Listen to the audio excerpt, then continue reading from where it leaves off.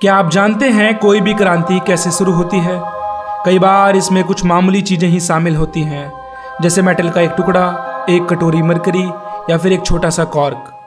जी हाँ, आज हम जानेंगे एक ऐसे वैज्ञानिक के बारे में जिसका बचपन गरीबी में बीता। वो पढ़ने में ज़्यादा कुछ खास नहीं थे, जो दिन में किताबों पर जिल्द चढ़ाया करते थे और रात में उन्हीं किताबों को पढ़कर इलेक्ट्रिसिटी के बारे में अपनी जिज्ञासा को बढ़ाते रहे।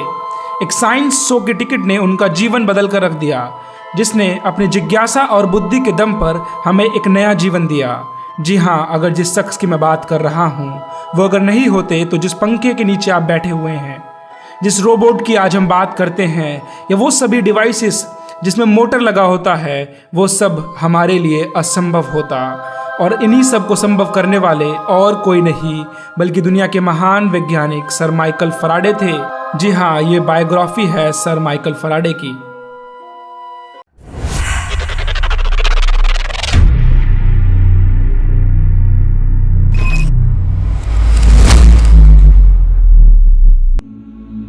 सर माइकल फैराडे का जन्म 22 सितंबर 1791 को इंग्लैंड में हुआ था। पिता का नाम जेम्स फैराडे था, जो कि एक गरीब लोहार थे। बचपन में पढ़ाई के साथ साथ यह अपने पिता के साथ काम भी करते थे। माइकल फैराडे अपने माता पिता के 4 बच्चों में तीसरे नंबर पर थे। इन्होंने अपना जीवन लंदन में जिल्दसाज यानी कि बुक बाइंडिंग की नौकरी से प्रारंभ किया। 13 साल की उम्र में वो किताबों पर जिल्द चढ़ाने वाले कारखाने में काम करने लगे। दिन में वो किताबों पर जिल्द चढ़ाते और रात में उन्हीं किताबों को पढ़ा करते। यहीं से उनके इलेक्ट्रिसिटी के जुनून की शुरुआत हुई। सर माइकल फैराडे अपनी रूढ़िवादी क्रिश्चियन परिवार की परंपराओं को बेहद दिल से मानते थे। इसी से उन्हें ताकत, सुकून और विनम्रता का एहसास होता था। कई सालों तक बुक बाइंडिंग का काम करते हुए अब फैराडे 21 साल के हो चुके थे। अब वे बड़ी दुनिया में जाने का ख्वाब देख रहे थे। तभी उन दिनों उनके काम से प्रभावित होकर उनके ग्राहक ने उन्हें एक साइंस एंटरटेनमेंट शो का टिकट दिया। जी हाँ, साइंस फॉर द पब्लिक का। दरअसल सर हम्फ्री डेवी उस दौर के माने हुए वैज्ञानिक थे और साथ ही मंजे हुए शोमैन भी। उनका इलेक्ट्रिसिटी का शो लोगों को बेहद पसंद आता था। जब सर माइकल फैराडे उनका शो देखने गए तो उन्होंने उनकी एक एक बात को ध्यान से सुना और उसको नोट कर लिया। और जैसा कि उन्हें बुक बाइंडिंग का काम तो आता ही था, तो उन्होंने हम्फ्री डेवी के शो की पूरी बातों को एक बुक की फॉर्म में तैयार कर दिया। उन्होंने सोचा कि शायद ये तोहफा हम्फ्री डेवी को देने से उनके पास जाने का उन्हें मौका मिलेगा। उन्होंने ये बुक सर हम्फ्री डेवी को भेजी। हम्फ्री डेवी को सर माइकल फैराडे का काम बेहद पसंद आया और उन्हीं दिनों एक एक्सपेरिमेंट में काम करते हुए सर हम्फ्री डेवी की आंख में कुछ दिक्कत हो गई थी। अब सर हम्फ्री डेवी को एक असिस्टेंट की जरूरत थी, तो सर डेवी को तब सर माइकल फैराडे की याद आई, जिन्होंने उनके शो में कही गई एक एक लाइन को हूबहू किताब की शक्ल में उन्हें भेजी थी। और हम्फ्री डेवी ने सर माइकल फैराडे को काम पर रख लिया। जल्द ही फैराडे ने हम्फ्री डेवी का सारा काम संभाल लिया।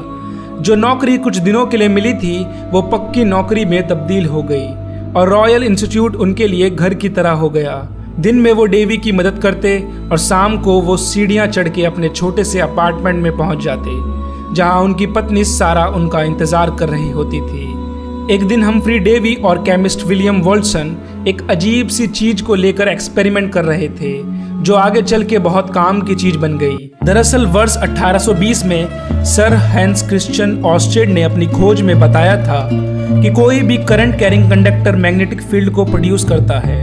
यानी कि अगर किसी तार में से बिजली यानी विद्युत की धारा को गुजारा जाए तो उससे चुंबकीय क्षेत्र उत्पन्न किया जा सकता है। उनकी इसी खोज से माइकल फैराडे को विचार आया कि यदि इलेक्ट्रिक करंट यानी कि विद्युत धारा के प्रभाव से चुंबकीय प्रभाव यानी कि मैग्नेटिक फील्ड पैदा हो सकता है, तो क्या ऐसा संभव नहीं है कि मैग्नेटिक फील्ड की मदद से हम इलेक्ट्रिक करंट को पैदा कर सकें। ये सोच बहुत साधारण सी लगती है, परंतु इसी सोच ने आने वाले समय में पूरी मानव सभ्यता को बदल कर रख दिया। अपनी इस सोच को परखने के लिए उन्होंने एक प्रयोग किया, जिसमें तार की एक कुंडली यानी कि कॉइल बनाकर चुंबक के पास रखी गई, लेकिन उन्हें कुंडली यानी कि कॉइल में कोई भी बिजली बनती हुई नहीं दिखाई दी। उन्होंने कई बार अपने प्रयोग को दोहराया, किंतु उन्हें हर बार नाकामी हाथ लगी। तंग आकर एक दिन उन्होंने कुंडली यानी कि कॉइल को फेंकने के लिए चुंबक के पास से खींचा और उसी समय गैल्वेनोमीटर, जो कि एक करंट मेजरिंग डिवाइस होता है, उसमें रीडिंग शो होने लगी। उस समय सर फराडे को यह ज्ञात हुआ कि यदि कुंडली यानी कि कॉइल तथा चुंबक के बीच में आपेक्षिक गति यानी कि रिलेटिव स्पीड को चेंज करा जाए तो इससे कॉइल में करंट पैदा किया जा सकता है। और इस सिद्धांत को हम आज इलेक्ट्रोमैग्नेटिक इंडक्शन के नाम से जानते हैं। आज पूरे विश्व में इसी तरीके से बिजली का उत्पादन होता है। इसी खोज ने मानव सभ्यता पर बड़ा गहरा असर डाला। परंतु सर माइकल फराडे यहाँ कहाँ रुकने वाले थे और वो तरह तरह के प्रयोग करने लगे। और उन्होंने एक प्रयोग में पाया कि अगर हम दो कॉइल को पास में रखते हैं और उसमें से एक कॉइल में से करंट को पास करते हैं तो दूसरे कॉइल में भी अपने आप ही करंट बनने लगेगा, क्योंकि जो पहला कॉइल है उसमें इलेक्ट्रिक करंट की वजह से मैग्नेटिक फील्ड पैदा होगी और जब दूसरे कॉइल की मैग्नेटिक फील्ड चेंज होगी तो उसमें करंट बनने लगेगा, इलेक्ट्रोमैग्नेटिक इंडक्शन सिद्धांत के अनुसार।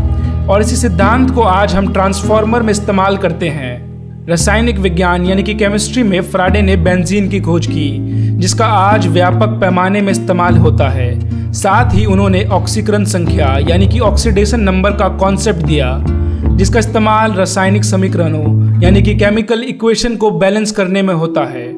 अपने जीवन काल में सर फराडे ने अनेक खोजें की। जीवन भर वो बिना किसी स्वार्थ के अपने कार्य में लगे रहे। धुन एवं लगन से कार्य कर महान वैज्ञानिक सफलता प्राप्त करने का इससे अच्छा उदाहरण वैज्ञानिक इतिहास में नहीं मिलेगा। सर हम्फ्री डेवी भी फराडे को अपनी सबसे बड़ी खोज मानते थे। सर माइकल फराडे का विवाह 12 जून 1821 को सारा के साथ हुआ था।